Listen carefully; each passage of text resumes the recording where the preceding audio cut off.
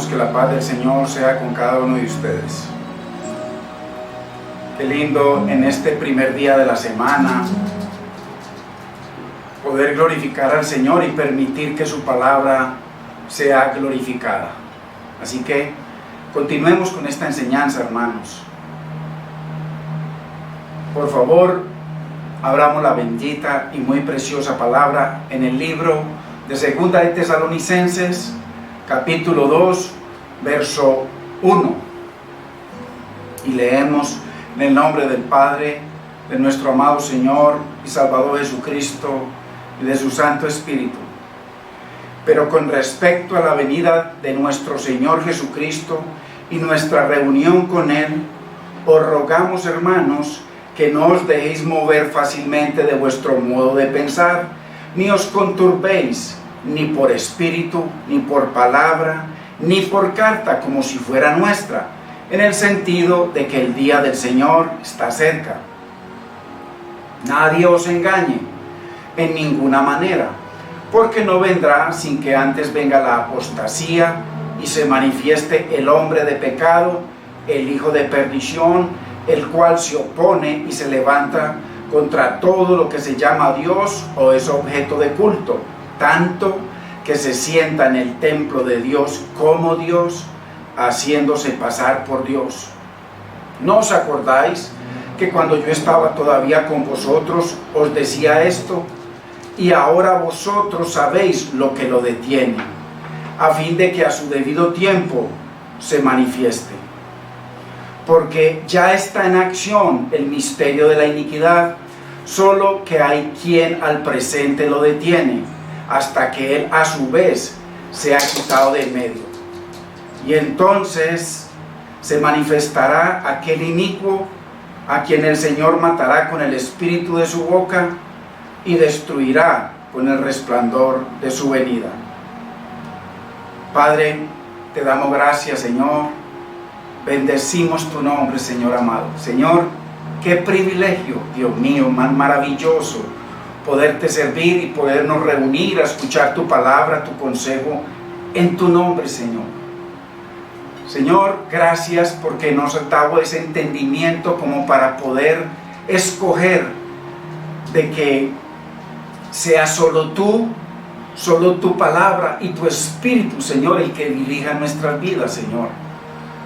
Señor amado, gracias por ayudarnos a entender que nuestra única autoridad, Señor, de vida es tu palabra. Y te damos gracias, Señor. En el nombre de Cristo Jesús. Gracias, Espíritu Santo. Amén. Gloria a Dios. Acordémonos, hermanos, que estamos viendo fundamentos, porque hay hermanos que me llaman y me preguntan o me escriben acerca de diferentes doctrinas o temas, por ejemplo, de que el rapto, que el milenio, que las 70 semanas de Daniel. Entonces yo les digo, tengamos paciencia, porque esta enseñanza va a incluir todo eso. ¿Qué pasa? Que siempre hemos tratado de estudiar el Apocalipsis, pero yo he visto, en mi experiencia he visto, de que nunca se han tenido en cuenta una serie de fundamentos que son necesarios en un Dios de orden, que hay que entender primero para poder pararnos en la base de Apocalipsis, o sea, en el primer piso, y comenzar a subir escala por escala. Pero ¿qué pasa? Muchos predicadores simplemente enseñan en sus iglesias y de un momento a otro les da por enseñar Apocalipsis y comienzan con Apocalipsis capítulo 1 y siguen y terminan. Y realmente eso es no tener en cuenta de que Dios es un Dios de orden, de que su revelación es progresiva, de que el Señor dejó el Apocalipsis, es el libro regado por muchos libros del Nuevo y del Antiguo, del Primer Testamento. Entonces, que a pesar de que son 404 versículos, 178, inclusive más de eso, están regados por la Biblia. Entonces, ¿qué es necesario de que la Biblia sea interpretando la Biblia? Entonces, yo le digo a los hermanos, tengamos paciencia porque vamos a estudiar cada uno de estos casos y vamos a ver que sea la Biblia, porque ya nos han explicado demasiado. Ahora ya toca el momento de mirar que sea la Biblia y comparar lo que nos han enseñado con la palabra del Señor. Entonces, estamos viendo varias teorías acerca de este otro fundamento. El hombre de pecado, el anticristo, es otro fundamento que hay que entender para poder meternos a comenzar a escalar el Apocalipsis. Entonces, sobre este tema en particular hay varias teorías. Ya hemos visto dos acerca de quién puede ser este hombre de pecado. La primera que vimos es que pudo haber sido un emperador romano y que el que lo detenía para que no se manifestara en su odio, en su perversión, en su maldad tan grande, creen los hermanos que han creído esto, sobre todo en los primeros siglos, de que el que lo retenía era el Senado romano, de que él se desbocara. La segunda teoría que estamos viendo es que este príncipe poderoso, porque, hermanos, uno no puede estudiar el hombre de pecado sin tener en cuenta lo que se ha enseñado por años, de que este hombre de pecado es el anticristo, que es el cuerno pequeño, que es la bestia, que es el inicuo, entonces, pero además que es el príncipe de las 70 semanas de Daniel. O sea, es el príncipe que mencionan en Daniel capítulo 9, versos 26 y 27. Entonces, que es ese poderoso que va a venir y que va a producir la abominación desoladora. En fin, que se va a sentar en el templo, que va a hacer cosas tremendas, que va a acabar con los sacrificios. Entonces, muy importante que entendamos esto porque no es lo que dice la Biblia. Y lo vamos a ver, lo vamos a seguir viendo verso por verso. Hay que tener paciencia. Le pido al Señor y órele al Señor para que me dé sabiduría, que me dé humildad, que me dé entendimiento, para yo poder expresarle la manera más sencilla de que usted y yo lo podamos entender, ¿cierto? Perdóneme si ha visto de pronto alguna situación en que parece que hay orgullo, alguna cosa, perdóneme, que nada de eso, pero que el Señor nos ayude para que, a mí me interesa que usted reciba la palabra y no serle un obstáculo ni a usted ni a nadie. Entonces, le pido al Señor que me ayude en eso. Entonces, esta segunda teoría habla de que este príncipe poderoso, hermanos, pero tan poderoso es, que dice que se opone a Dios. Es que se oponga a los Estados Unidos o que se oponga a Rusia. Bueno, hay una guerra, pero a Dios, al Todopoderoso, imposible. Pero la Biblia dice, y así es. Entonces, no es cualquier cosa. No puede ser cualquier derrotado. No puede ser cualquier despojado. Tiene que ser alguien muy tremendamente y en medio de tremendo poder. Entonces, este príncipe que es mencionado en estos libros es la segunda teoría. En verso 4, en la versión internacional dice que se opone y se levanta. O sea, no solamente se opone, sino que se levanta contra todo lo que lleva el nombre de Dios. Muy importante, esta traducción es muy importante. Contra todo lo que lleva el nombre de Dios. Acuérdense que cuando vino Cristo, Él vino en el nombre de Dios. Él les decía, yo vine en el nombre de mi Padre y no me recibís, pero otro viene en otro nombre y a ese recibiréis. Entonces, contra todo lo que lleva el nombre de Dios. Pablo predicaba en el nombre de Cristo, en fin, o es objeto de adoración. Hasta el punto de esta traducción de adueñarse del templo de Dios, o sea, de sentarse como la máxima autoridad, como el que dicta leyes ahí, como el que hace que rija lo que él quiere o lo que ellos quieren. y pretende ser Dios. Entonces, a este se lo han atribuido de que el hombre de pecado tiene que ser Satanás, que es el mismo anticristo y que es el mismo inicuo, cuerno pequeño, en fin, el príncipe de las 70 semanas de Daniel. Es muy importante. Pero la idea de que este hombre de pecado sea Satanás, de este poderoso hombre, muy poderoso, no es cualquiera, tiene diferentes obstáculos escriturales, que es lo que hemos visto. Y esos obstáculos tienen que ver con los propósitos de la llegada y el ministerio del Señor. En ese triple ministerio de rey, siervo, el siervo, como el Señor lo llama en Isaías 49:3, siervo, y en el 4, en el 5, siervo,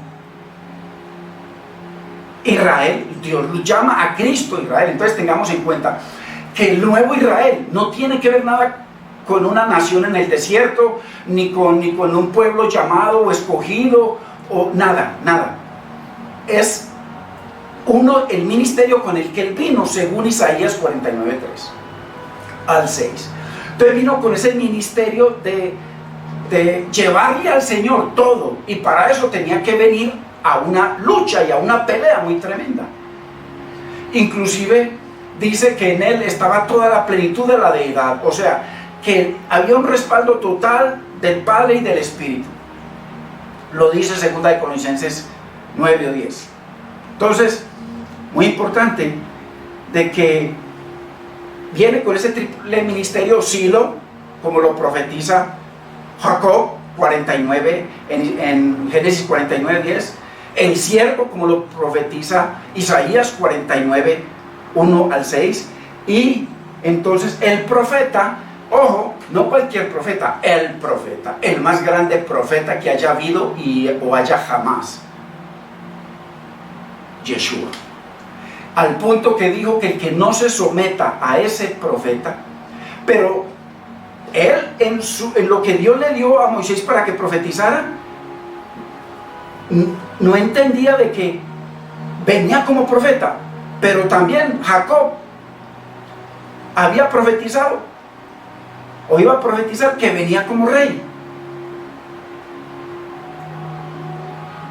Tremendo. Y que Isaías iba a profetizar que venía además como siervo y como Israel. O sea, el Israel, el que dirigía y le llevaba el pueblo a Dios. Ya no solamente un pueblo, sino todas las naciones a Dios. Es muy importante entender esto, hermanos. El poder de Satanás, después de la resurrección de Jesús, tenemos que entenderlo en tres contextos. Porque si ese hombre de pecado es Satanás, el anticristo, entonces no hay problema. Miremoslo bajo la lupa de Dios y permitamos que la palabra de Dios sea la que nos muestre si verdaderamente ese es. Entonces, porque en la resurrección de Cristo, él fue coronado rey, como lo profetizó Daniel y como lo profetizaron los diferentes profetas. Él le dijo a los dos de Maús: insensatos, ¿cómo no entendéis todo lo que está escrito de mí en los 5 libros de Moisés, en los profetas y en los salmos? O sea, todo el Tanakh, o Antiguo Testamento, o Primer Testamento, 39 libros, de que él venía precisamente a cumplir todo eso y que todo se tenía que cumplir en él. Isaías 9:7 habla también de que él venía a ser coronado y que se le iba a entregar, ojo, un reino que no tendría fin. Entonces, aquí mismo yo me pregunto, y me voy a preguntar varias veces esto: si el reino que él iba a recibir, que iba a ser coronado, como lo demuestra claramente la Biblia, ojo, la Biblia, hermano, no me crea a mí, ni le crea a ningún hombre, tiene que ser la Biblia. Entonces dice que se le dio un reino que no tendría fin, lo dice claramente en Daniel 2:44, Daniel 7. Hermano, en muchas partes, muchos profetas profetizaron de que él su reino no iba a tener fin. Entonces yo me hago una pregunta, hermano y hermana. Otro obstáculo para los que creen o creemos en el milenio, supongamos que yo sea uno de esos, no importa, lo vamos a ver por la palabra.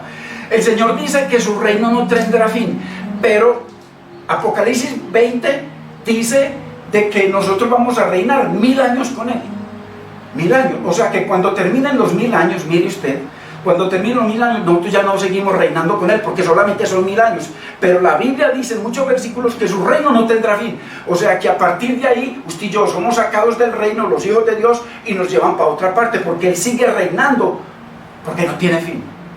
Es obstáculos y obstáculos, hermanos. Y además, son múltiples los versículos y los libros que hablan de que Cristo venía a reinar. Múltiples, cientos de versículos, y solamente hay 4 o 6 versículos en un solo capítulo de Apocalipsis 20 que habla de que hay un reino milenial, pero hay cientos de versículos que dice que el reino del Señor, hermano, que hablan del reinado del Señor desde que Él fuera coronado. Entonces, mire, por todos los lados, hermano, nosotros no podemos, o sea, el milenio no tiene sustento bíblico por ningún lado. Se tiene que sustentar el capítulo 20 con un versículo con los otros, pero todos se refieren a lo mismo, entonces no se pueden sustentar entre ellos. Tienen que usar otros libros, otros profetas. No tiene sustento. Entonces, muy importante, el poder de Satán después de la resurrección de Jesús, tenemos que entenderlo en 3 contextos, hermano. Muy importante. Primer contexto en el que hay que entender el reino o el principado de Satán, porque según enseñan en la 70ª semana de Daniel, el príncipe que viene es el Satanás, es el anticristo, es el hombre de pecado, es el cuerno pequeño, es el inicuo. En fin. En 3 contextos hay que entender la resurrección de Cristo y el tal poderoso que hay. Entonces, el primer contexto que hay que entender es la resurrección de Cristo, en lo que Cristo cumplió, porque Él dice que Él cumplió, porque Él vino con unos propósitos. ¿A qué vino? Dice que vino a deshacer las obras del diablo. Entonces, muy importante a ver si sí cumplió eso, porque aquí hay 2 partecitas. La A, deshacer las obras del diablo. Primera de Juan 3:8, la parte B, para esto apareció el Hijo de Dios, para propósito, deshacer las obras del diablo. Muy importante. Y hay varias cosas que Él deshizo, tenían que deshacer, que ocurrieron precisamente en el Edén. En el Edén ocurrieron varias cosas que el Señor, que se hicieron, que nacieron ahí, que Adán y Eva nunca habían conocido, y a partir de ese momento comenzaron a conocer. Y a través de ese ADN contaminado que quedó Adán y Eva, entonces nos vino a nosotros. Esas diferentes cosas las tenemos usted y yo, y seguirán en nosotros como un poder, pero que no tienen poder sobre el hombre nacido de Dios. Por eso el Señor nos da un poder sobrenatural del Espíritu Santo, de su palabra, para que el hombre viejo se mantenga bajo nuestros pies, no Satanás. A Satanás lo puso bajo los pies el Señor, no nosotros, como enseñan algunos. Entonces, a deshacer las obras del diablo, lo primero, la duda. Una cuestión, la Biblia dice en Santiago que aquel que Dios le ha prometido cosas, aquel que duda, que sea como las ondas del mar que van para allá y van para acá, y no le creo, no le creo, le creo, no le creo. Esa duda, eso fue puesto allá. Entonces, con que Dios ha dicho. Entonces, es un poder diabólico que hasta que vino Cristo tenía ese poder, lo demuestra la Biblia. Pero a partir de que Él creyó que había vencido a Cristo en la cruz, ahí fue donde Él se mató, el enemigo. Y ahí fue verdaderamente donde el Señor lo derrotó totalmente. Entonces, la primera cosa que vino a deshacer Jesucristo es la duda. La duda. Entonces, es la primera que Él le puso a Eva. Con que Dios ha dicho. La segunda cosa que vino a deshacer el Señor es la mentira, porque al poner a Eva, al ponerlos a ellos a dudar de la verdad de Dios, que Dios había hablado de 2 árboles que tienen que ver los 2 con conocimiento. El uno, el glorificar al Señor y la palabra que salía de su boca, y el otro era prestar el oído a otro conocimiento, Ahí, a partir de ahí se comenzaron a levantar dos conocimientos. Mire que la lucha a través de la historia del ser humano desde Adán hasta ahora es por conocimiento. Es un conocimiento, es una verdad y otra que parece una verdad, que se disfraza como luz. Y eso es lo que hay en la mayoría, hermano, de enseñanzas, que hemos nosotros sido partícipes de eso. Entonces, siempre dos árboles, un árbol del conocimiento del bien y del mal, y el árbol del conocimiento y de la gloria de Dios, que entonces a Eva y Adán hicieron a Dios mentiroso, al creerle. ¿Por qué? ¿Cómo que lo hicieron mentiroso? Se comió esa mentira, y enseguida fue y le dio de la mentira a Adán. Por eso el Señor culpa a Adán, por haber escuchado a Eva. Entonces comieron de esa mentira, de un conocimiento nuevo que ellos no tenían. Y el Señor claramente habla de ese conocimiento a través de la Biblia. Entonces, no es otra cosa, no busquemos otra cosa, hermano. Entonces, tercer cosa que vino a deshacer el Señor, porque eso ya en usted y en mí, eso debe estar deshecho completo. Nosotros le creemos a Dios 100%. Por eso es que el profeta podría decir, aunque la higuera no florezca, ni en las vides haya fruto, aunque falte el oído del producto y lugares no de mantenimiento, aunque sean quitadas las vacas de la majada, con todo, no importa lo que vea, ya nosotros no nos movemos por lo que vemos, sino por lo que dice el Señor de verdad. Con todo, yo me alegraré en el Señor y me gozaré en el Dios de mi salvación. Entonces es muy importante, hermanos, muy importante que eso se cayó en el creyente nacido de Dios, aquel que ama a Dios, aquel que le cree a Dios. Entonces, lo tercero, la codicia. Acuérdense que el Señor les había dado, dicen, millones de árboles, millones de cosas maravillosas. Solamente déjenme en este mío, el mío, no me toquen este. ¿Cuál fue el que le dijo que no tocan? El árbol del conocimiento del bien y del mal, en donde nació todo ese pecado, y a partir de ahí se multiplicó. Entonces, a partir de ahí vino codicia. Dice que Eva codició lo que este hombre le estaba diciendo, porque ahí muestran un árbol, pero no tiene que ver con eso, hermano, no tiene que ver con un árbol, tiene que ver con un árbol de conocimiento. O sea, a ella la inquietó lo que el enemigo le estaba diciendo, de ser libre de Dios, de ser como Dios, porque ahí lo dice más adelante, de ser como Dios. Entonces no tiene que ver con un árbol ni con una manzana, hermanos. Podríamos explicar muchas cosas de esas, pero eso es otro tema. Entonces, codicia. Cuarto, que el Señor vino a deshacer, la rebelión. Ellos se rebelaron contra Dios, desearon ser como Dios, porque una de las ofertas de ese conocimiento era, si ustedes comen de otro conocimiento que no sea el de Dios y se salen de los principios que Él les está dando, entonces hay otros principios, pero el Señor es un egoísta. El Señor solamente quiere mantenerlos a ustedes sometidos. Entonces ahí se rebelaron contra Dios, y entonces vinieron y querían ser como Dios, porque Él se los ofreció. Quinto, el temor. Por eso dice que el amor de Dios echa fuera todo temor. El temor. Se escondieron de Dios cuando el Señor los estaba llamando. Se escondieron. Y dice que se taparon con hojas. Entonces, muy importante. Sexto, la discordia. Comenzó la enemistad. Mire, primer hijo lo asesinó el segundo hijo. ¿Por qué? Porque ya había una discordia. Viene delante de Dios y el Señor acusa a Adán. Y entonces Adán señala a la mujer. No, esa mujer que tú me diste, mira, ahí comenzó la discordia. Y la mujer también comenzó, no, el diablo que tú creaste, etcétera, etcétera.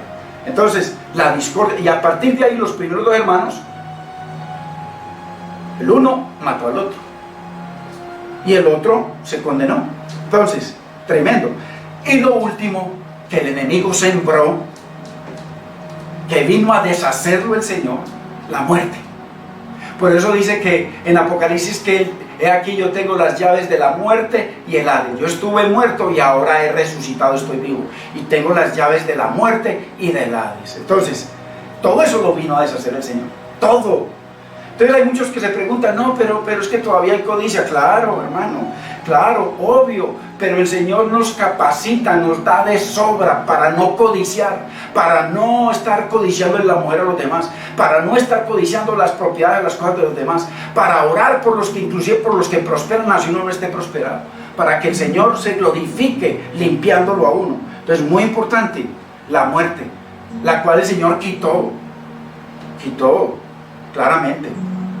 Entonces, la parte B de lo que el Señor vino a deshacer, entonces vino a buscar, ojo, y salvar lo que se había perdido. Entonces yo digo, Señor, pero ¿por qué tú pones buscar? Simplemente salvar. No, buscar. Porque ese buscar tiene que ver con la presciencia de Dios, preconocimiento de Dios. Él vino a buscar Dios, como lo dice Romanos 8, 29 y 30, cuando el Señor habla de que a los que antes conoció también los predestinó. Pero ¿a qué conocimiento se refiere? Como Dios lo sabe todo, Dios sabe el futuro y el pasado eternamente. Entonces el Señor en lo que está hablando es de un preconocimiento en cuanto a quienes iban a aceptar el mensaje, las buenas nuevas, al profeta que iba a venir dentro de Israel y dentro de la humanidad. Entonces a esos es los que Él vino a buscar, no a unos que dice que unos fueron predestinados para condenación y otros para salvación. Así la Biblia lo dice, el contexto no es ese, la Biblia es contextual. Entonces buscar en su preconocimiento a los que Él sabía que nunca se iban a negar al profeta hasta el día de hoy. Hubo un cumplimiento en cuando el profeta vino en persona para que lo aceptaran. Por eso un cumplimiento profético que se cumplió en él e histórico. Lo vieron, lo abrazaron, lo tocaron, lo escucharon, estaban ahí. Entonces, pero usted ni yo ni lo vamos a ver, ni lo vamos a tocar, ni lo vamos a abrazar, sino hasta la resurrección. O sea que para nosotros ese cumplimiento histórico no existe. Eso es lo que enseñan, que esto se va a cumplir. No, para nosotros el cumplimiento es únicamente aplicación. Por eso se aplica a nosotros. Hoy en día los que acepten al profeta no serán desarraigados. Entonces Dios ya sabe quiénes son. Entonces, muy importante, porque cuando el Señor vino, hubo un pueblo que lo rechazó, que lo vio, que vio sus milagros, sus maravillas, en fin. Y en nosotros ya eso no ocurre, ya nosotros no vemos ni milagros, ni maravillas, ni nada de eso, porque eso tenía un cumplimiento histórico. Es muy importante entender la Biblia, si no, no vamos a entender la escatología, hermanos. Entonces, y salvar lo que se había perdido. Es que se había perdido, no Israel. Se había perdido todo lo que está en Adán y Eva, la humanidad que está en Adán y Eva. Y a esos vino el Señor a ofrecerles salvación. Y entonces a buscar a aquellos que cuando se cumplió históricamente hace 2000 años, lo aceptaron. Y a los que ahora, a partir de ahí hasta que el Señor venga, lo van a aceptar al profeta, lo van a aceptar como rey. Porque, ojo, mire el Padre Nuestro lo que dice: Padre nuestro que estás en los cielos. Pero no solamente está en el cielo, Él es Dios del cielo y de la tierra. Dice: santificado sea tu nombre. O sea, que tu nombre sea puesto por encima de todo en mi vida, no a través de mi boca, sino en mi vida. Santificado, que tu nombre sea glorificado por encima de todo, exaltado, reconocido, engrandecido, alabado, adorado, servido, temido. Eso es. Y lo que sigue es: Padre nuestro que está en el cielo, santificado sea tu nombre, venga a nosotros tu reino. O sea, no solamente como profeta. Entonces esos tres ministerios se tienen que cumplir en usted y en mí. Aplicación, pero no histórico fue hace 2000 años. Entonces, venga a nosotros tu reino. O sea, establece tu reino en nuestra vida, en mi trabajo, en mi hogar, en mi familia, donde yo vaya. Es muy importante. Entonces, y capacítanos para hacer tu voluntad. Ojo, aquí en la tierra, como se hace en el cielo. Si esa es la oración, y Dios, ¿por qué nos va a poner, el Señor, por qué nos va a poner a orar algo que usted y yo no somos capaces? Sí, no, nada que ver, hermano. Si Él nos pone a orar eso es porque Él nos capacita para ello, y lo vamos a seguir viendo. Entonces es muy importante, la parte B, que vino a deshacer del enemigo, vino a buscar esos que eran del enemigo, a partir de que Adán y Eva pecaron y le dieron lugar a ese otro conocimiento, a esa otra ciencia de conocimiento. El Señor vino a buscarnos pero él sabía de quién eran. Y él sabía que estaban perdidos. Por eso era necesario que él viniera con ese triple poder. Él no vino solamente como siervo, hermanos, no vino solamente como siervo. Por eso no es lo que profetiza Moisés, que él venía como profeta. Y eso no es lo que profetiza Jacob, que él venía como Silo, como rey, y que les iba a permitir que ellos reinaran hasta que él viniera. A partir de que él viniera, Señor, nos postramos ante ti, he aquí el cetro, tú eres nuestro rey, nuestro Señor. No ocurrió, pero el Señor permitió que paralelamente funcionaran dos reinos, uno de la carne y otro del espíritu, como dice Gálatas 4:21 en adelante. ¿Ok? Y eso, ¿hasta cuándo lo permitió que funcionara? Hasta el año 70. Y a partir del año 70, solamente un reino, el reino de Cristo. Eso lo vamos a ver en todas estas enseñanzas, verso por verso. Así de claro como vemos esto, como para, hermano, que lo podamos entender. Entonces, muy importante, salvar lo que se había perdido. Y por eso era que tenía que, por eso es que dice que cómo es posible que alguien se va a meter a la casa o al palacio de un hombre fuerte, o sea, del príncipe que se anunciaba, del poder que todavía tenía, porque el Señor no había ido a la cruz y no había resucitado. O sea, que el enemigo todavía seguía con poder, al punto que le dijo el Señor: todo esto es mío y tú lo sabes. Tú lo sabes. Tú y yo lo sabemos. Esto es mío. A mí me lo diste. Y a quien quiera lo doy. ¿Tú quieres redimir a tu pueblo? No hay problema. Póstrate ante mí, yo te lo entrego. Se cae la redención y se cae todo. ¿Por qué? Porque en Él estaba el respaldo del Padre y en Él estaba toda la plenitud de Dios, en Él. Donde Él caiga ante el enemigo, se cae todo. Entonces, muy importante, hermanos, porque necesitamos entender la palabra del Señor. Muy importante. Entonces, y viendo esto, hay dos: deshacer las obras del diablo, y para eso entonces buscar y salvar lo que se había perdido. Pero entonces yo me pregunto, ¿por qué cree usted, hermano? ¿Por qué creemos nosotros que Dios nos prometió resucitarnos a la imagen y semejanza de Dios? ¿Será que necesita hacer algo más en nosotros? ¿O que ya les entregó todo para que lo podamos hacer? Obvio, hermano, ya el Señor nos entregó todo. Por eso es que cuando Él venga por segunda vez, lo dice Hebreos capítulo 9, creo que es verso 28, que Él viene sin relación con el pecado. Él ya viene, dice que con un solo sacrificio hizo perfecto a los santificados. Creo que es Hebreos 10:12, con uno solo. Entonces, muy importante, porque ahí dice que Él viene sin relación con el pecado. O sea, no viene a salvar a nadie. A nadie. A nadie. Él viene, hermano, a salvar. Ahí lo dice, léalo por favor. Únicamente a los que le esperan. O sea, a aquellos que están escritos en el libro, a aquellos que el Señor en su presciencia, preconocimiento, sabe quiénes iban a aceptar el profeta. Entonces hay gente que por mucho que se le predique, nunca lo va a aceptar. ¿Por qué? Porque no quisieron, no porque el Señor lo escogió para condenación. Así haya versos que parecen decir eso. Entonces, muy importante, hermanos, que entendamos eso. El Señor la segunda vez viene sin relación con el pecado.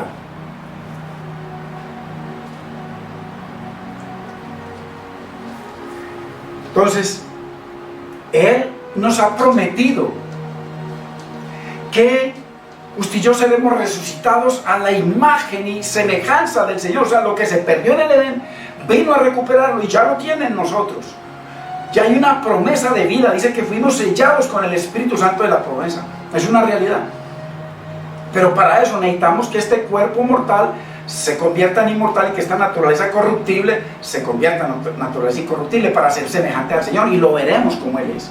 Entonces, muy importante, así lo dice Primera de Juan 3:2, amados, ahora somos hijos de Dios. Ojo, usted y yo, al confesar al Señor, al aceptarlo como el profeta que profetizó Moisés, ojo, que esto es muy importante, al aceptarlo como el rey que profetizó Jacob, porque para muchos, no, el rey es el creyente y el Señor es el copiloto. Yo manejo, yo controlo, y tú vas en la maleta. No, esos tres ministerios se tienen que cumplir. profeta, recibirlo como el profeta, como la palabra pura y santa, la única, como dice Pedro, tenemos la palabra profética, esa que es Él. El principio era el verbo era con Dios, el verbo era Dios, el verbo, la palabra se hizo carne. Entonces, como rey y como sacerdote, sumo sacerdote y como el nuevo Israel de Dios, Él, el que nos guía y nos dirige al Padre. Porque esa era la labor de Jacob cuando el Señor lo llamó a Israel, para que le llevara el pueblo y dirigiera el pueblo a Dios. Aunque pecó y cayó todas las veces que quiera. Pero hay un Israel que nunca pecó, que siempre glorificó a Dios, el Mesías, Jesucristo. Entonces, muy importante, eso se tiene que cumplir en usted y en mí. A usted y a mí nos tiene que guiar es el nuevo Israel, Jesucristo, Yeshua HaMashiach.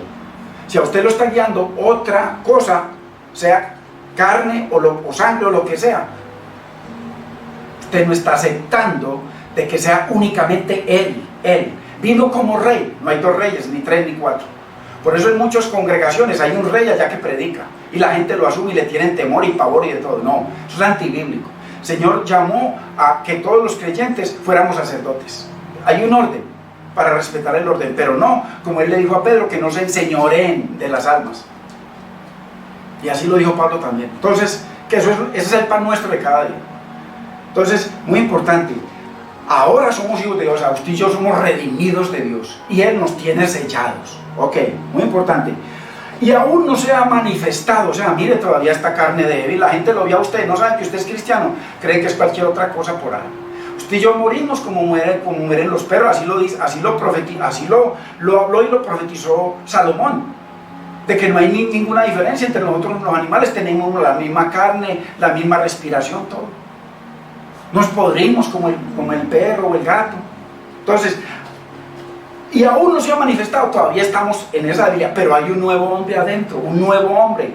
Está el Padre, el Hijo y el Espíritu en cada uno de nosotros, hermanos. Está la palabra en nosotros. Entonces, todavía no se ha manifestado lo que habremos de ser. En esa gloria de la resurrección. Seremos como Cristo, lo está diciendo aquí Juan. Pero sabemos, o sea, usted y yo tenemos la convicción absoluta, total, no cabe la duda, que cuando Jesucristo se manifieste, mire cómo habla de su manifestación, su segunda venida, seremos semejantes a Él, o sea, seremos como Él y lo veremos tal como es. Entonces, Él sí cumplió, deshizo las obras del diablo, deshizo todos esos puntos, toda esa maldad que puso en nosotros, nos buscó, nos encontró, y porque la Biblia dice que nosotros no lo buscamos a Él, sino que Él vino a buscarnos a nosotros, y entonces nos salvó, y nos selló con su Espíritu. Ojo, hermanos, qué hermosura, mire qué poder, para que venga un poderoso a deshacer eso, un diablo a deshacer y acabar en la gran tribulación con el pueblo de Dios. Ay, hermanos, muy importante que sea la Biblia. Segunda de Corintios 4, vamos a leerlo del 7 al 10, para que entendamos, es que estoy redondeando esto, para que entendamos, hermano, la hermosura de quién es usted y quién soy yo en Cristo. Pero tenemos este tesoro. ¿Cuál tesoro? El Espíritu, la deidad, la palabra, las promesas de Dios, en vasos de barro, aquí en vaso de barro, usted y yo, una carne débil, para que la excelencia del poder sea de Dios. O sea, cuando usted ve que Dios usa a personas, uy, tremendo, no te fíes en el vaso de carne. La excelencia de ese poder es Dios, no la carne, aunque muchos se glorían de eso, por eso es que venden. Yo escuchaba por ahí, no vuelvo a mencionar nada de esas cosas, escuchaba por ahí una emisora en la televisión, hermano, que decía, aquí primero es el cash y los milagros vienen después. Si usted privadamente me escribe, yo le puedo mandar el video para que usted lo vea. Grandísimos a nivel mundial. Aquí primero es el cash, primero el dinero y después vienen los milagros. Porque hay gente que llamaba que para orar, no, aquí primero. Entonces, muy importante, hermanos. Entonces, para que la excelencia del poder sea de Dios y no de nosotros, que estamos atribulados en todo. Ojo, hay creyentes en este momento atribulados, pero atribulados. Hay creyentes que han perdido su trabajo, que están en la peor, que no ven esperanza, mas no angustiados. Si nuestra fe está puesta en el Señor firme, Y cuando está puesta en el Señor, hay hermanos que saben de que ese hermano o esa hermana o esa familia está pasando necesidades, entonces vamos a compartir con ellos. Así es como obra Dios. No ore para que Dios le mande comida, si usted y yo se la podemos dar. No ore. Así no funciona el reino. Entonces, en apuros, mas no desesperados. Perseguidos, mas no desamparados. No, hay un rey que nos protege. Hay un rey. Él es nuestra roca fuerte, nuestro pronto auxilio, nuestro libertador, el que levanta nuestra cabeza y nos ciñe de su justicia. Derribados, pero no destruidos. Llevando en el cuerpo siempre, por todas partes, la muerte de Cristo. Claro, la Biblia dice que con Cristo estoy juntamente crucificado. Ya no vivo yo, Cristo vive en mí. Y lo que vivo en esta carne, lo vivo en la fe del Hijo de Dios, quien me amó y se entregó por mí. Entonces, y si pues habéis resucitado con Cristo, si es verdad, si no somos uno de los números grandes que hay a nivel mundial de cristianos que dicen que han muerto con Cristo, entonces han resucitado con Cristo. El que ha resucitado con Cristo, según Colosenses 3:1, buscad pues las cosas de arriba, donde está Cristo sentado a la diestra de Dios. Buscar las cosas de arriba y no las de la tierra. Entonces es muy importante, para que también la vida de Jesús se manifieste en nuestros cuerpos. Poder de Dios en nuestra vida, hermano. Entonces es muy importante que el Señor sí lo logró. El Señor sí lo logró. Entonces, primero, lo que Jesús cumplió. Segundo, lo que Jesús conquistó. ¿Qué fue lo que Jesús conquistó? Ahí está claramente el Señor. Se lo dijo a los de Maús: todo lo que se profetizó de mí en todo el Tanaj, 39 libros, lo he cumplido. En la cruz dijo: Padre, todo lo he cumplido. En la cena les dijo claramente: hermanos, yo te he glorificado en la tierra. El Señor asegura: he acabado la obra que me diste que hiciese. Entonces el Señor asegura de que Él cumplió perfectamente todo lo que los profetas, Moisés y los salmos profetizaron de Él. Aunque muchos siguen afirmando con sus teologías de que a Él le faltan muchas cosas por cumplir. Pero el Señor dice claramente que Él va a venir. La segunda vez que venga, lo dice claramente, nuevamente, Hebreos 9:28, que vendrá sin relación con el pecado. Entonces, ¿por qué?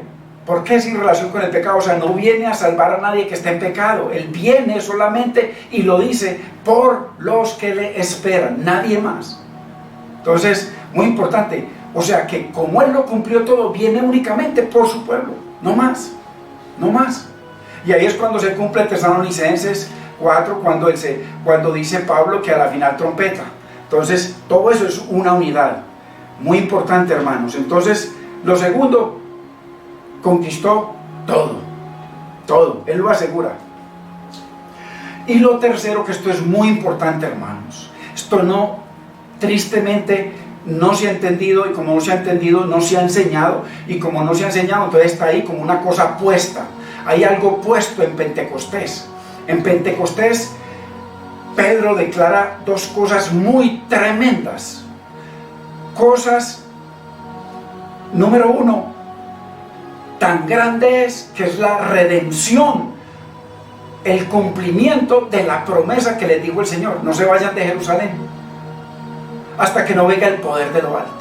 Entonces, Pedro declara el mismo día de Pentecostés, dos sucesos que iban a suceder muy tremendamente en los postreros días. Muy importante, hermanos, que sigamos entendiendo, porque esa es una enseñanza, un fundamento de los muchos fundamentos que vamos a estudiar para poder comenzar con el libro de Apocalipsis, los postreros días. Entonces, Pedro tremendamente declara algo que vino a cumplir el Señor, lo que Jesús, el punto tercero de su ministerio, lo que Jesús estableció en la tierra.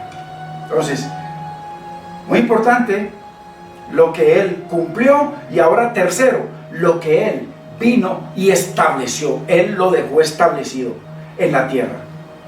Primero, un reino que no tiene fin, como lo profetizaron todos los profetas, cientos de versículos.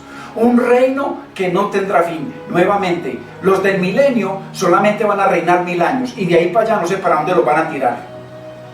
Yo creo que el reino del Señor no tiene fin, es lo que dice la Biblia, no 1000 años. Entonces si dicen, no, que de ahí sigue, no, eso no es lo que la gente ha creído. Lo que la gente ha creído literalmente es que va a reinar 1000 años. Y aquí en muchísimos pasajes dice que el reino del Señor no tiene fin.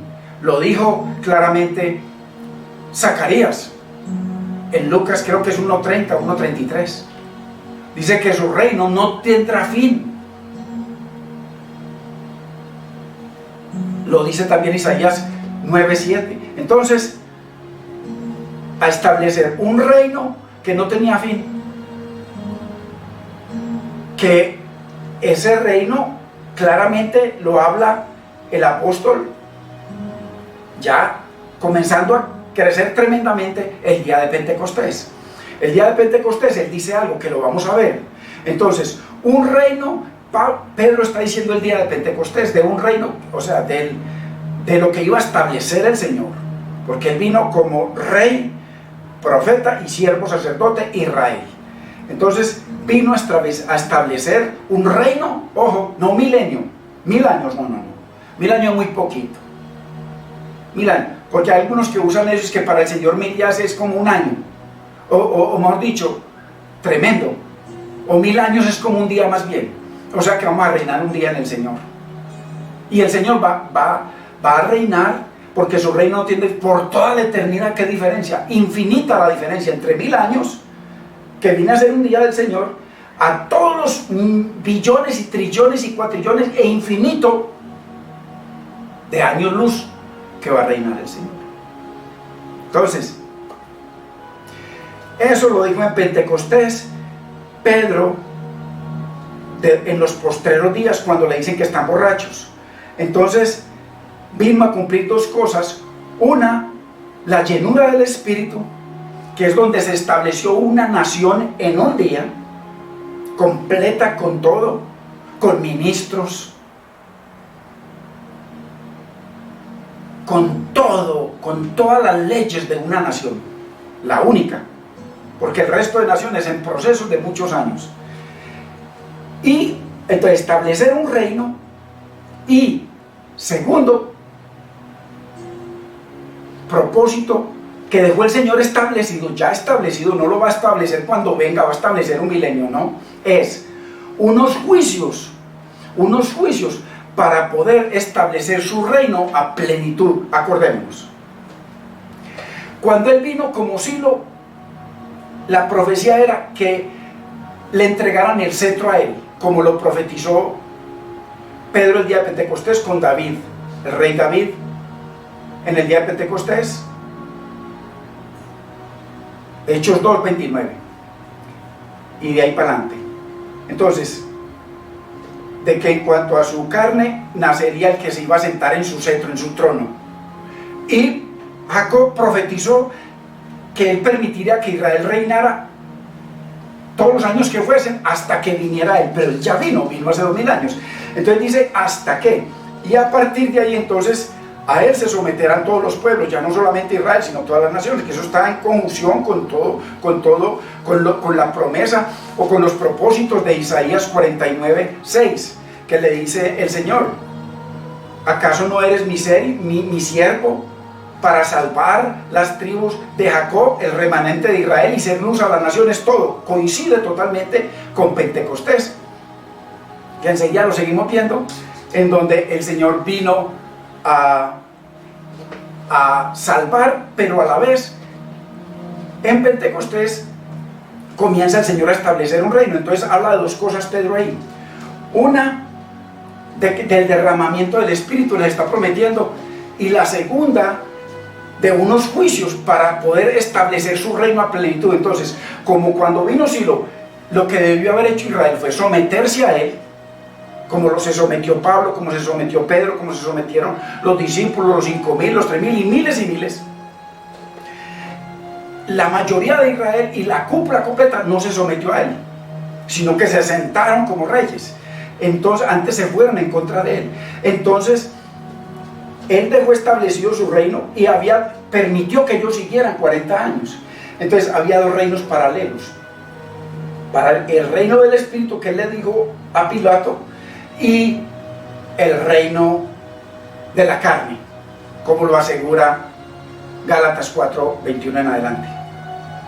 Entonces, paralelamente, pero el reino se estableció a plenitud, donde hubo un solo reino, un solo rey, ojo, un solo templo, un solo sacerdocio, un solo sumo sacerdocio, una sola ley, un solo profeta, él, un solo Israel, Cristo, y todos los que estaban en él, los que nacieron en Pentecostés, todos judíos, y después los que él pegó, los injertó.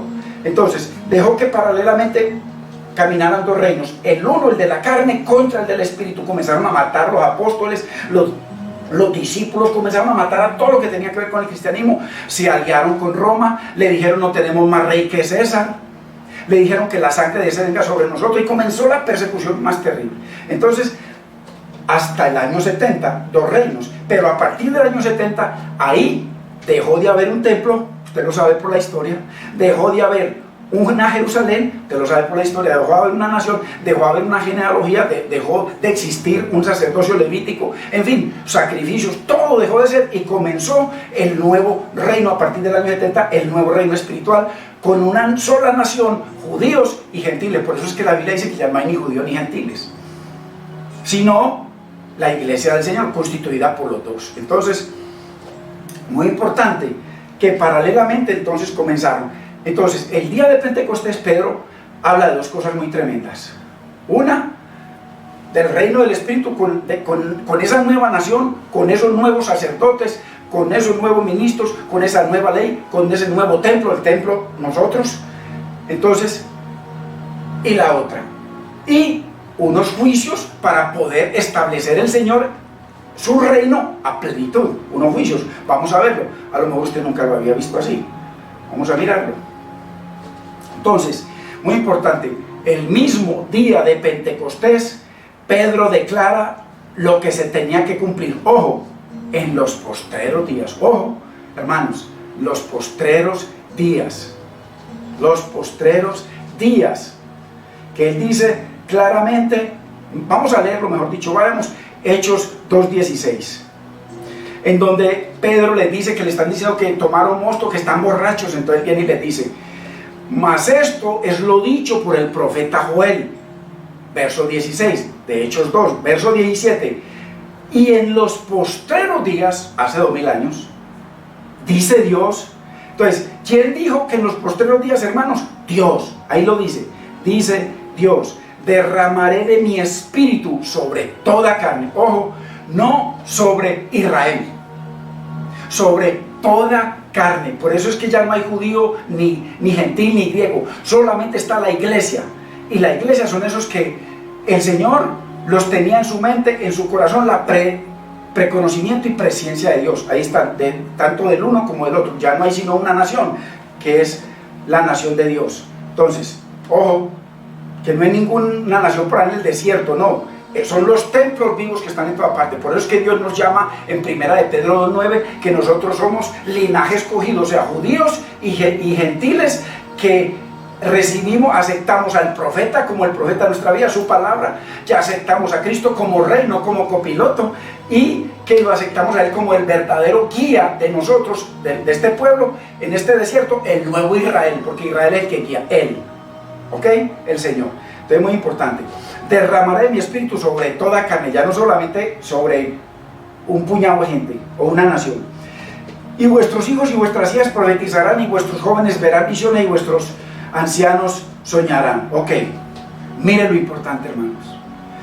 Día de Pentecostés, que Pedro le acaba de decir a las 10 tribus más las presentes, 12 tribus, porque dice que ahí estaban. En el verso 11 dice que había en ese momento judíos piadosos, de todas las naciones bajo el sol.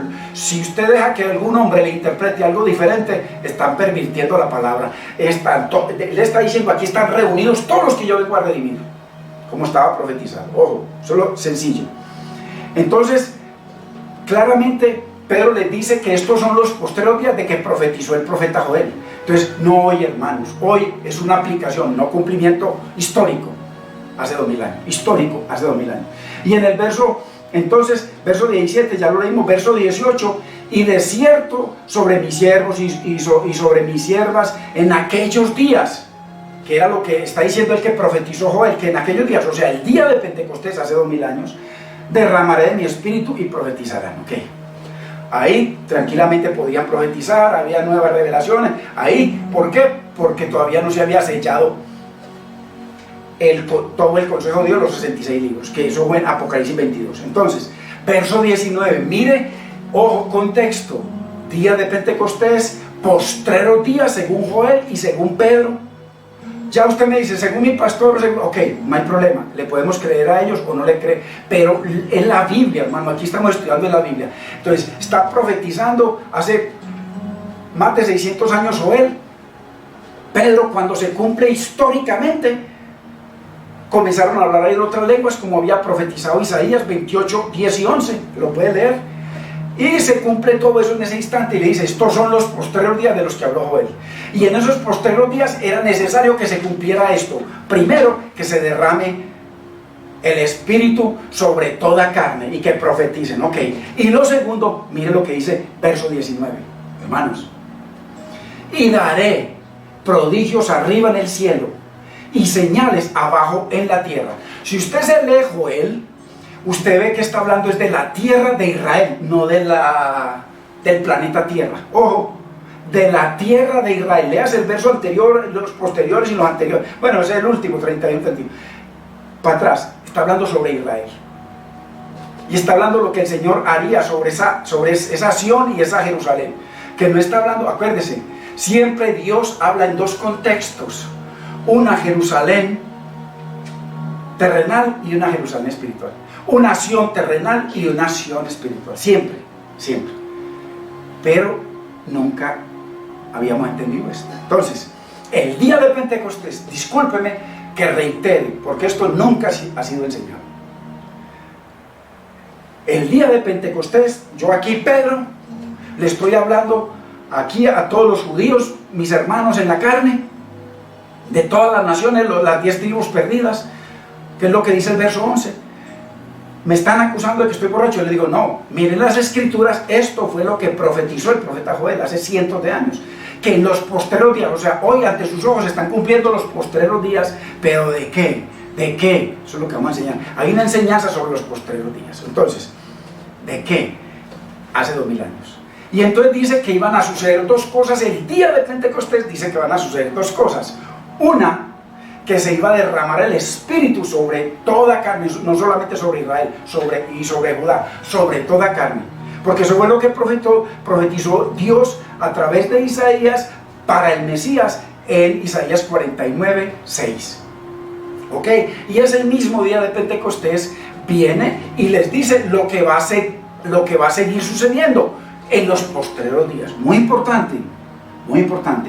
Y daré prodigios arriba en el cielo y señales abajo en la tierra de Israel. Mira el contexto, no en el planeta Tierra, eso no existe.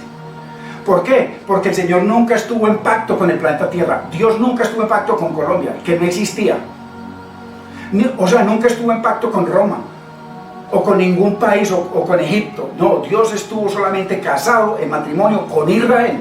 Entonces, todo eso se refiere a la nación, a la Sión a la que Él venía a redimir, a Jerusalén que Él venía a redimir, no a la nación. Entonces, aquí habla tierra, la tierra de Israel, no otra tierra, hermano, si no, vamos a seguir embolatados sin brújula. La brújula es la palabra, pero la brújula la han manejado y la han calibrado los hombres. Por eso es que está todo tantas interpretaciones, hermano. Entonces, y daré prodigios arriba en el cielo y señales, que eso hay que leerse el libro de Flavio Josefo, para que veamos que él da testimonio de los prodigios que hubo. Y señales abajo en la tierra, sangre y fuego. en la tierra de Israel, y vapor de humo. Ojo, sangre, porque el Señor tenía que establecer a plenitud un solo reino, un solo templo, un solo sacerdocio, un solo sumo sacerdote, una sola nación, como dice Primera de Pedro 2:9. Un solo sacrificio, una sola ley, en fin, muchas cosas nuevas. Muy importante, día de Pentecostés, Hechos capítulo 2, verso 19. Muy importante, hermanos. Muy importante. Verso 20. El sol se convertirá en tinieblas. ¿No le parece? Hay que entender qué es eso. Entonces hay que traducir, que ir a la Biblia para que nos traduzcan, porque por ahí sacaron es que las lunas de sangre, todo eso es mentira, hermano. La Biblia muestra que es todo eso. La Biblia lo muestra, pero hay que ir a la Biblia. O sea, ya nosotros lo descubrimos. Ahí está, la Biblia. Entonces el sol se convertirá en tinieblas. Ojo, día de Pentecostés para los postreros días. ¿Ok? Y la luna en sangre. Antes de que venga, mire, qué increíble, hermanos. Nuevamente menciona el día del Señor. Así, porque es que estamos en el contexto de Segunda de Tesalonicenses 2:1 en adelante, en donde el Señor les dice que no, a través de Pablo, que no le crean a esa gente que están diciendo que la venida del Señor está ahí, o que el día del Señor. Verso 2, vamos a leerlo.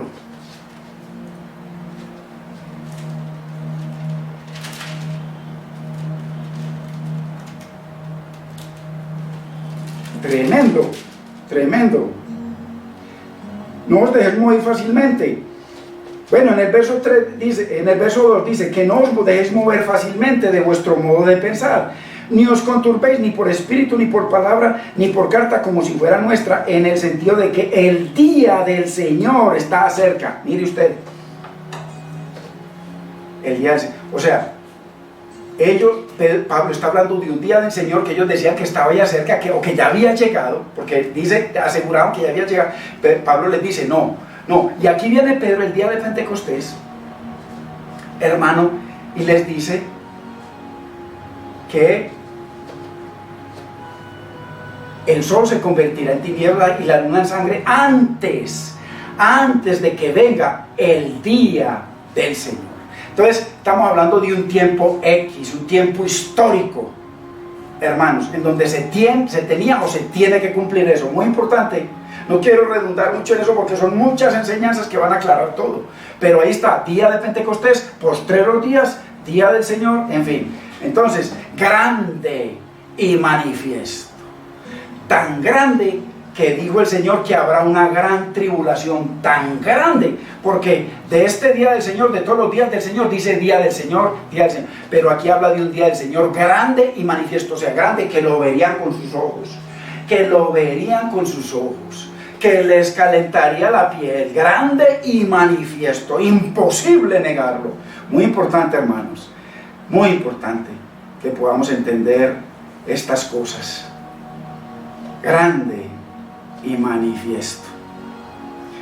Y mire lo que sigue diciendo, y todo aquel, cuando venga ese día grande y manifiesto, entonces a partir de ahí, todo aquel que invocar el nombre del Señor será salvo. Ojo, no solo Israel, porque al principio era solo para Israel. Él le dijo a la mujer sirofenicia que él venía solamente a las ovejas perdidas de la casa de Israel, pero aquí está profetizando, hermanos, claramente de que en Pentecostés, Pedro, y todo aquel que invocar el nombre del Señor será salvo. O sea, ya no es todo Israel que invocare, no, todo aquel. Pero después de que viniera el día del Señor, a partir de ahí ya todo el mundo, ya no hay judío ni griego, sino la iglesia del Señor compuesta por esas tres partes, judíos, gentiles y la iglesia de Dios. Los que se convirtieron, los judíos que no se convirtieron, condenados; los gentiles que no se convirtieron o que no recibieron al profeta, al rey y al siervo Israel, Yeshua, pues condenados. Y la iglesia del Señor, que es así, recibió al profeta que profetizó Moisés, al rey que profetizó Jacob y al siervo Israel que profetizó Isaías 49 del 1 al 6. Entonces, muy importante, hermanos. Qué tremendo, hay tanto para enseñar. Porque en el monte de Sión y en Jerusalén, está hablando ahí mismo, habrá salvación, como ha dicho el Señor, y y entre el remanente al cual Él habrá llamado. Eso es lo que dice Joel. Habla de una Sion diferente, de una Jerusalén diferente y de un remanente diferente. Muy importante. Entonces, así que si no entendemos, hermanos, si no entendemos los propósitos definidos y claros en la palabra de Dios para la venida del Mesías, miren, hoy hemos entendido cosas muy profundas. Ni lo que Jesús declaró conquistar al final de su ministerio, no vamos a entender su palabra y menos su cumplimiento escatológico. Bendito sea el nombre del Señor. Qué tremendo, hermanos. Apenas nos da para comenzar, que ya no va a ser hoy, nos da para comenzar la tercera teoría de quién es el Israel de Dios verdadero, pero más importante, que Él es el rey que reina, y quién es verdaderamente ese hombre de pecado, ese hijo de perdición, ese anticristo, ese diablo, ya que con todo lo que hemos visto, con lo que el Señor vino a hacer, vino a deshacer las obras del diablo, con lo que el Señor vino a cumplir, todo lo cumplió, todos los propósitos que le entregó el Padre, le dice: Padre, todo lo he cumplido, yo te he glorificado, ahora haz tu parte, glorifícame tú al lado tuyo con aquella gloria que tuve contigo desde antes de la fundación del mundo. Y lo tercero, que Él vino a establecer un reino que no tiene fin, un reino que no pasará, no un milenio, no 1000 añitos, que eso no es nada en la eternidad de Dios, porque a partir de la resurrección seremos eternos. Entonces, ¿quiénes son los que van a reinar 1000 años? No, yo voy a estar con el que va a reinar una eternidad. Entonces, muy importante. Y paralelo al establecimiento de ese reino, a la proyección de ese reino solo, ya había 2 reinos, entonces vino a traer sangre, fuego y vapor de humo sobre una tierra. Entonces, muy importante que vamos a seguir entendiendo cosas profundas y maravillosas. Bendito sea el nombre del Señor. Padre, te damos gracias, Señor. Bendecimos tu nombre, Señor amado. Dios mío, gracias por tu palabra, gracias por traer tanta claridad a tu palabra, gracias por enseñarnos a entender y a ver cómo ves tú la estás traduciendo, Señor, tú la escribiste, tú la ideaste, tú inspiraste a unos hombres, es tuya tu palabra, tú eres el único que la puede traducir e interpretar, y te damos gracias porque lo estás haciendo ante nuestros ojos, en el nombre de Cristo Jesús, Señor. Señor, mira a tu pueblo, Señor, está pendiente de tu palabra, que está ávido y hambriento por entender tu palabra. Señor, enséñanos, capacítanos para entenderte, capacítanos para amarte, capacítanos para obedecerte como nuestro Rey, como nuestro profeta, como nuestro Israel. Te damos gracias, Padre, te bendecimos, precioso Maestro, Espíritu Santo, en el nombre de Cristo Jesús, Señor. Qué bueno, hermanos, que nos estemos reuniendo, que es una bendición. Mi esposa, qué bueno que lo salude. Bendiciones, amados de Cristo. Le damos gracias al Señor por permitirnos podernos ver y escuchar a través de estas ondas, ¿no? Y poder entrar a sus casas. Le damos gracias al Señor por permitir escuchar su palabra, y muchos me habían escrito que los saludara, y aquí estoy, saludándolos, a los hermanos, a las varonas, a las guerreras, los varones de Dios, los niños de la Escuela Bíblica de Camino de Santidad y todos aquellos niños en Cristo. Le damos gracias al Señor y bueno, la paz del Señor sea con ustedes, sigamos adelante, sigamos perseverando. Este es un tiempo muy lindo para estar regocijados con la familia, para poder orar, clamar. Este es un tiempo para pelear la bendición, como Jacob luchó con el ángel y no lo soltó hasta que el Señor lo bendijo. Este es el tiempo de nosotros, de que cada uno en nuestras casas oremos los unos por los otros, por aquellos que sufren, porque todos estamos sufriendo, por tanto dolor que hay en el mundo entero. Y clamemos a Dios, Dios no nos va a desamparar, amén. Amén. Y la paz del Señor sea con cada uno de ustedes y que el Señor los continúe bendiciendo grande y maravillosamente, amén. Shalom.